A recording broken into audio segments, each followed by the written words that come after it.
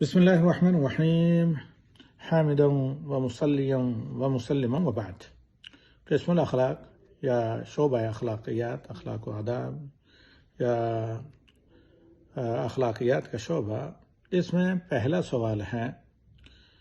کہ حسن خلق یا اخلاق حسنہ کی آپ فضیلت بیان کریں۔ جواب یہ ہے کہ اللہ کے نبی صلی اللہ علیہ وسلم نے فرمایا، اکمل المومنین ایمانا احسنہم خلقا، سب سے زیادہ ایمان میں کامل وہی مومن ہیں جو ان میں سب سے زیادہ